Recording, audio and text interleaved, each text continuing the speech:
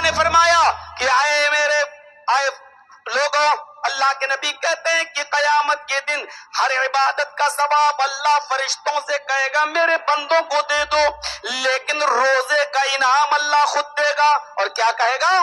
فَإِنَّهُ لِي وَأَنَا أَجْزِي بِهِ، میرے بندوں کو روزے کا انعام میں اس لیے دوں گا کہ روزہ میرے بندے نے صرف میرے لیے رکھا ہے، اس لیے انعام بھی میں اپنے ہاتھ سے دوں گا۔ تو روزے کی روح کیا ہے؟ تقویٰ۔ کتنے بے روزگار ایسے ملیں گے آپ کو، روزہ افطار کی دعوت کری، آپ کیا افطار میں پہنچ جائیں گے اور منہ بنا کے بیٹھ جائیں گے، ایسا لگے گا ان سے بڑا کوئی بھوکا ہے ہی نہیں، ان سے بڑا کوئی پیاسا نہیں ہے، اور وہ بے روزگار ہیں لیکن آپ کے افطار میں آئے ہیں۔ اب کون جانتا ہے کہ روزے سے ہیں کہ نہیں؟ اللہ ہی تو جانتا ہے۔ اور کتنے روزے دار ایسے ہیں جو گھر میں اکیلے ہیں، نہ دوست دیکھ رہا، نہ بیوی، نہ بچے، نہ ماں، نہ باپ، کوئی نہیں، بیوی میکے گئی، بچے اسکول گئے، ماں باپ نیچے ہیں، بیچارہ اکیلے میں بھی چاہے تو فریج کھول کر کچھ نہ کچھ کھا سکتا ہے، لیکن اس لیے نہیں کھا رہا ہے کوئی دیکھ رہا ہو یا نہ، لیکن اللہ تو دیکھ رہا ہے۔ یہی تقویٰ ہے، یہی پرہیزگاری ہے۔ اگر یہ روزے کے اندر سے چلی جائے تو روزہ بھی ڈیڈ باڈی کی طرح ہے، پھر اللہ بھی اس روزے کی قدر نہیں کرے گا جب تک کہ تقویٰ اس روزے کے اندر موجود ثواب ہے۔ اللہ کے نبی نے فرمایا جس نے کسی کو ایک روزہ افطار کرایا، جس نے کسی کو افطار کرایا تو اس افطار کرانے والے کو بھی اتنا ہی ثواب ملے گا جتنا اس آدمی کو روزے کا مل رہا ہے، اور اس کے روزے میں کمی نہیں ہوگی۔ تو روزہ افطار کرایا جا سکتا ہے، اس کی حدیث موجود ہے، لیکن ختنے کا کھانا جائز نہیں ہے۔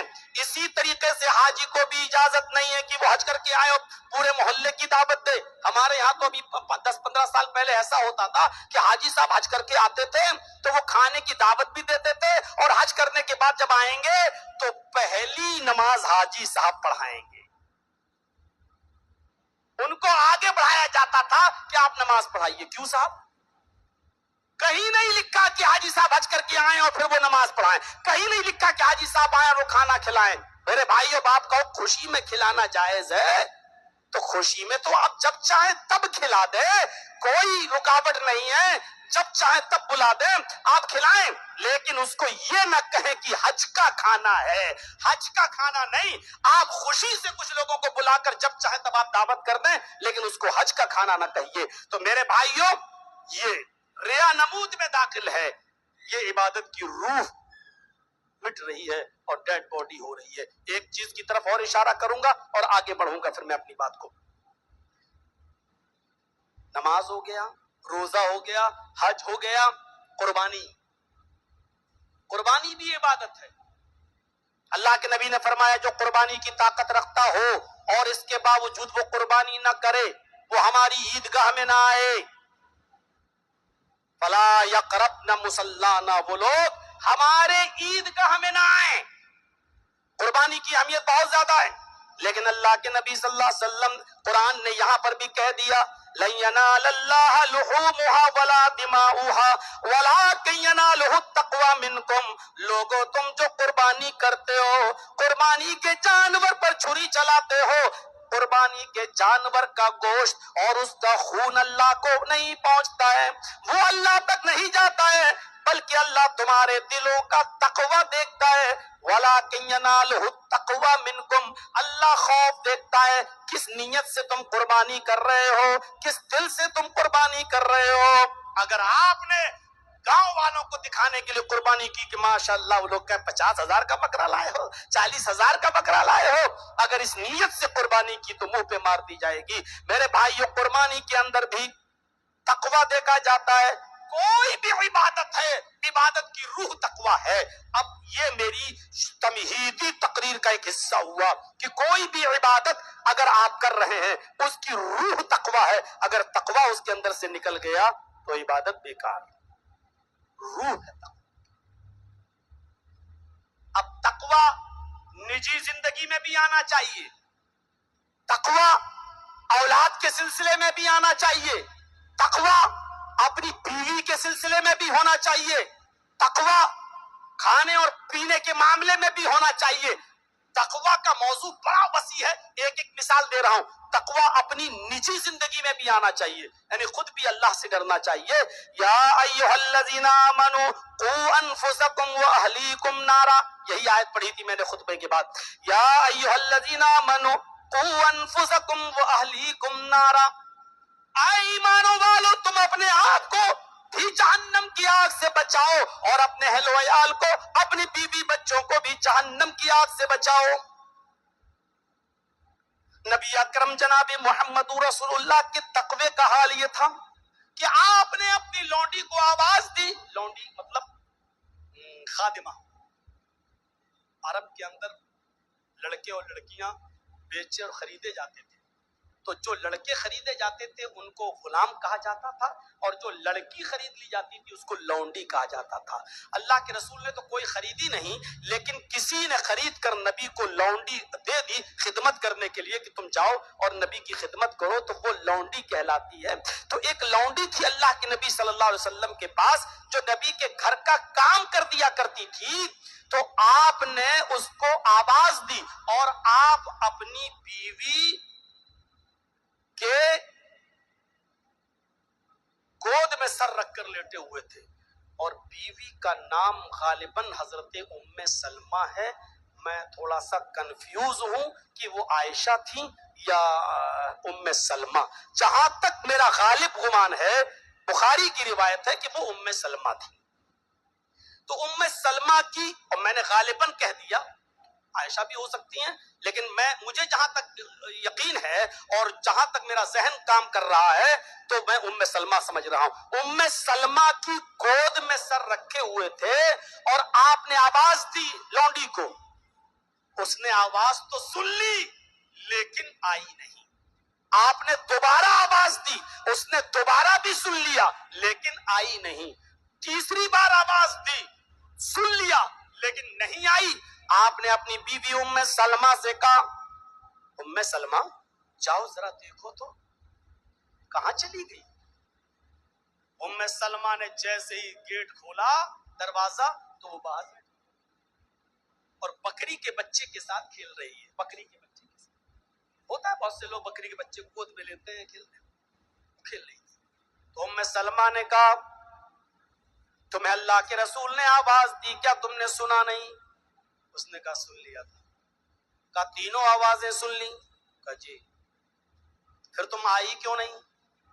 سر نیچے کر، سچ تو بول دیا لیکن پوچھا آئی کیوں نہیں تو سر نیچے کر لیا، کیونکہ کوئی جواب نہیں تھا اور جھوٹ بول نہیں سکتی تھی۔ اگر جھوٹی بولنا تھا تو پہلے کہہ دیتی کہ اپنے سنا ہی نہیں۔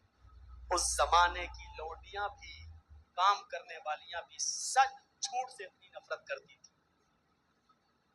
کہاں آواز سنی پھر آئی کیوں نہیں؟ سر نیچے کر لیا، کیونکہ جو جواب دیتی وہ جھوٹ ہوتا، جان بوجھ کے نہیں ہے۔ بلا لی، چلو تمہیں اللہ کے نبی بلا رہے ہیں۔ تو اللہ کے رسول صلی اللہ علیہ وسلم نے اس سے پوچھا کیا تم نے میری آواز سنی؟ حضرت ام سلمہ کہتی ہیں کہ اللہ کے رسول اس نے آپ کی تینوں بار آواز سن لی لیکن پھر بھی نہیں آئی۔ آپ نے کہا ام سلمہ اب تم خاموش ہو۔ اے لونڈی کیا تو نے میری آواز سنی تھی؟ اس نے کہا جی۔ دوسری بھی آواز سنی تھی؟ کہا جی۔ تیسری بھی سنی تھی؟ کہا جی۔ دیکھ رہے ہیں ام سلمہ نبی کی بیوی ہیں، نبی سے کہہ رہی ہیں کہ آپ کی آواز سن چکی تھی پھر بھی نہیں آئی۔ تو اللہ کے رسول نے ام سلمہ کی بات پر کان دھرتے ہوئے فوراً اس کو سزا نہیں دی، بلکہ تحقیق کر رہے ہیں۔ اس سے بھی پتہ یہ چلا کہ جب تک دونوں کی باتیں نہ سن لی جائیں کسی کو فیصلہ نہیں کرنا چاہیے۔ کوئی بھی آدمی الٹی سیدھی بات آپ سے کہہ سکتا ہے، اس لیے کوئی آدمی کہے جرجی صاحب میری بیوی ایسی ہے، بس ہو سکتا ہے تم جو بول رہے ہو صحیح ہو، لیکن جب تک تمہاری بیوی کی بات نہیں سنیں گے تب تک ہم کیسے کہتے ہیں کہ تم صحیح بول رہے ہو وہ صحیح بول رہا ہے۔ یہ ہونا چاہیے میرے بھائی، جو دونوں طرف سے بات سننی جانی چاہیے۔ اللہ کے نبی کی بیوی کہہ رہی ہے کہ آپ کی بات سنی ہوں پھر بھی نہیں آئی، آپ نے کہا بس اب تم بتاؤ تم نے سنی؟ ہاں۔ دوسری بھی سنی؟ ہاں۔ تیسری بار بھی سنا؟ ہاں۔ پھر کیوں نہیں آئی؟ بس ویسے ہی نہیں۔ آپ نے مسواک نکالی. مسواک سمجھتے ہیں نا, یہ کان میں رکھی رہتی تھی اللہ کے رسول کے. اس زمانے میں پاکٹ واکٹ نہیں ہوتی تھی نا, کپڑا پہنا مسواک کیا, مسواک کان میں لگی, نماز پڑھنا شروع کر دی. مسواک ہر وقت کان میں لگی رہتی تھی. جب بھی نماز کا ٹائم ہوا مسواک نکالی, مسواک کرنا شروع کر دیا اور پھر مسواک کو کان میں لگایا اور نماز پڑھنا شروع کر دیا. تو میرے بھائیوں یہ مسواک کان میں لگی رہتی تھی. اللہ کے نبی صلی اللہ علیہ وسلم نے وہ مسواک کان سے نکالی, اس لڑکی کو, اس لونڈی کو قریب کیا اور ایسے کر کے, آواز سن کے بھی نہیں آئی, ایسے کر کے چوں ہی مارنا چاہا. اس کے کاندھے تک مسواک جاتی ہے, ٹچ نہیں ہوتی ہے, کاندھے تک یہاں تک جاتی ہے اور پھر مسواک کو واپس کر لیتے ہیں اور کان میں لگا لیتے ہیں. جاؤ آئندہ خیال رکھو. یعنی مار رہے تھے, مارا. ام سلمہ نے کہا اللہ کے نبی ایک دو بار اس کو سزا دے دینا چاہیے ورنہ وہ سر پہ چڑھ جائے گی. آپ کی ڈھیل کی وجہ سے یہ سر پہ چڑھ چکی ہے. آپ نے مسواک نکال ہی لی تھی تو مارا کیوں نہیں؟ اس کو مار دینا چاہیے تھا. مسواک سے کتنی چوٹ لگتی, کتنی لگتی. یہاں تو ڈنڈوں سے پیٹا جاتا ہے, باندھ کے پیٹا جاتا ہے, مسواک سے کتنی لگے گی. یہاں تو گولیوں سے بھون دیا جاتا ہے. اب بار بار کسی گاؤں کا نام نہیں لوں گا. میرے بھائیوں تصور کریں آپ, مسواک سے کتنی لگے گی کسی کو. مارنا چاہا لیکن واپس کر لیا. حضرت ام سلمہ کہتی ہیں جب اٹھائی لی تھی مسواک تو مار ہی دیتے, دو چار بار سزا دیں گے تو اپنے آپ سنبھل جائے گی. اور آپ غلطی پر تو ہی تو مار رہے تھے, بے قصور تو نہیں مار رہے تھے. آپ نے جو جواب دیا وہی روح ہے, وہی شان ہے عبادت کی. نبی اکرم نے جواب دیا عائشہ میں اس کو مارنے ہی کے لیے ام سلمہ میں نے مسواک نکالی اور مارنے ہی کے لیے نکالی اور مارنا بھی چاہ رہا تھا, لیکن ہاتھ جیسی اس کی طرف بڑھا میرے ذہن میں یہ خیال آیا اے محمد ابن عبداللہ کہیں تیری دی ہوئی سزا اس مسواک سے اتنی زیادہ نہ ہو جائے کہ اس کی غلطی سے زیادہ بڑھ جائے. یعنی تمہارا یہ مارنا اس کی غلطی سے زیادہ نہ ہو جائے. اس نے اتنی بڑی غلطی نہ کی ہو جتنی بڑی آپ اس کو سزا دے رہے ہیں. اگر آج اس کی غلطی سے زیادہ سزا ہو گئی تو کل قیامت کے دن آپ کیا جواب دیں گے؟ بخاری کی حدیث کے الفاظ یوں ہیں لولا القوت لأوجعتک بهذا السواک. اگر مجھے اللہ کا ڈر نہ ہوتا اس مسواک کو مارنے سے, اگر اس بات کا خوف نہ ہوتا کہ اس کی غلطی سے زیادہ یہ میری سزا ہو سکتی ہے تو آج میں اس مسواک سے اس کو مارتا. لیکن ڈر لگ رہا ہے کہیں میرا یہ مارنا اس کی غلطی سے زیادہ نہ ہو جائے اور قیامت کے دن یہ کہیں میرے اوپر اللہ کی عدالت میں مقدمہ دائر نہ کر دے. یہ اس ہستی کا حال ہے جو جنتی ہے, یہ اس نبی کا حال ہے جس کے لیے ہم ہر نماز کے بعد اذان کے بعد مقام محمود کی دعا کرتے ہیں وَبَعَثْهُ مَقَامًا مَحْمُودًا. یہ اس نبی کا. ایمانداری کے ساتھ بتائیے آپ اپنے ملازمین کے ساتھ کیا کرتے ہیں؟ آپ کے ہاں کام کرنے والے ہوں گے, آپ ان کے ساتھ کتنا ڈانٹتے ہوں گے اور کتنا پھٹکارتے ہوں گے. کہیں اس کی غلطی سے زیادہ تو آپ اس کو نہیں ڈانٹ رہے ہیں.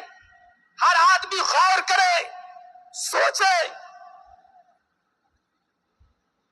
نتیجہ نکالیے میرے پیارے ساتھیوں.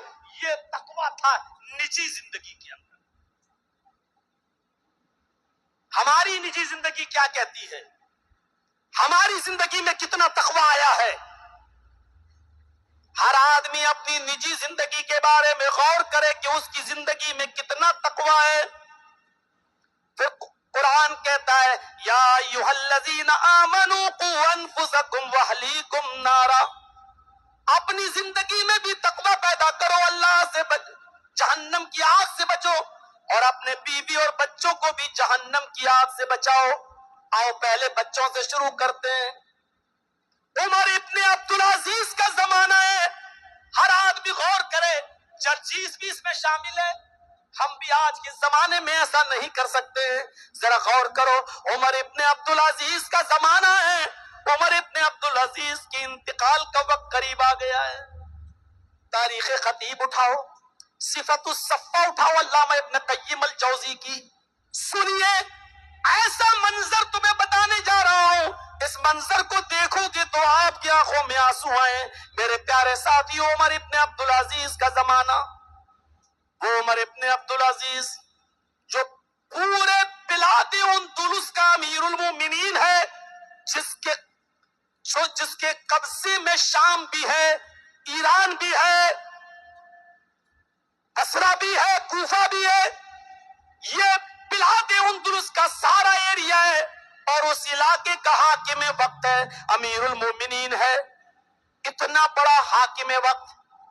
لیکن جب اس کے انتقال کا وقت آتا ہے تو جو لوگ ان کو دیکھنے آتے ہیں تیمارداری کے لیے، عیادت کے لیے، ایک نے کہا امیر المومنین آپ نے اپنی اولاد کو کچھ نہیں دیا،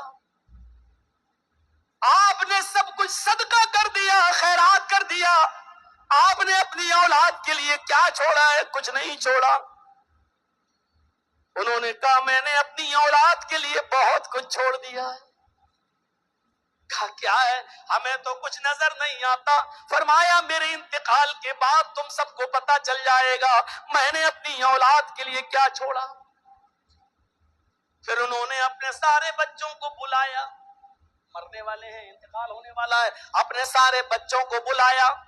جانتے ہو ان کے سارے بچوں کی تعداد گنی گئی تو 14 تھے، صرف لڑکے ہی لڑکے. عمر ابن عبدالعزیز کی 14 اولاد تھی، 14 بچے تھے، 14 بچے ان کے پاس بیٹھے ہوئے ہیں، کوئی بچہ بھی بالغ نہیں. بالغ ہمارے یہاں تو عمر کے حساب سے بالغ پہچانا جاتا ہے نا، 18 سال کا ہو تب بالغ مانا جاتا ہے. اسلام میں بلوغت کی عمر 18 سال نہیں ہے. اسلام کے اندر بلوغت کی عمر یہ ہے کہ لڑکے کو رات میں سوتے وقت، خواب دیکھتے وقت اگر وہ ناپاک ہونا شروع ہو جائے تو آپ سمجھ جائیے کہ آپ کا بیٹا بالغ ہو گیا ہے. اور لڑکی کی بلوغت اسلام کے اندر یہ ہے کہ اس کو پیریڈ شروع ہو جائے تو مانا جائے گا کہ لڑکی بالغ ہو گئی ہے. اب عمر کا کوئی تعلق نہیں ہے اسلام کے اندر. اور حدیث میں آیا جب لڑکا بالغ ہو جائے تو شادی کرا دو، جب لڑکی بالغ ہو جائے تو شادی کرا دو. اور قرآن نے کہا وَأَنكِحُوا الْأَيَامَ مِنكُمْ، تم میں سے جو بھی غیر شادی شدہ ہے سماج اور سوسائٹی کی ذمہ داری ہے کہ ان کا نکاح کرا دو. باپ کی تو ہے ہی لیکن سماج کی بھی ذمہ داری ہے کہ ان کی شادی کرا دو. کیوں؟ کیونکہ غیر شادی شدہ لوگ فتنہ پھیلا سکتے ہیں، فتنہ برپا کر سکتے ہیں سماج کے اندر. اس لیے اسی سماج میں سماج کے لوگوں، تمہاری بہنیں اور بیٹیاں رہتی ہیں، اس لیے جتنے بھی غیر شادی شدہ لڑکے ہیں ان کی شادیاں کرا دو، اور جو لڑکیاں غیر شادی شدہ ہیں ان کا بھی نکاح کرا دو. کیونکہ جس طرح غیر شادی شدہ لڑکا فتنہ ہے اسی طریقے سے غیر شادی شدہ لڑکی بھی کبھی بھی فتنہ پھیلا سکتی ہے.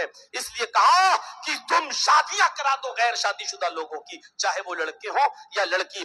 عمر ابن عبدالعزیز کے 14 بچے ان کے سامنے بیٹھے ہیں اور کوئی بھی بالغ نہیں ہے، سب نابالغ. عمر ابن عبدالعزیز اپنی بیماری کے بارے میں جانتے کہ میں زیادہ دن کا نہیں ہوں. اپنے ان چھوٹے چھوٹے معصوم نابالغ بچوں کو دیکھتے ہیں، آنکھوں میں آنسو آ جاتے ہیں، روتے ہیں.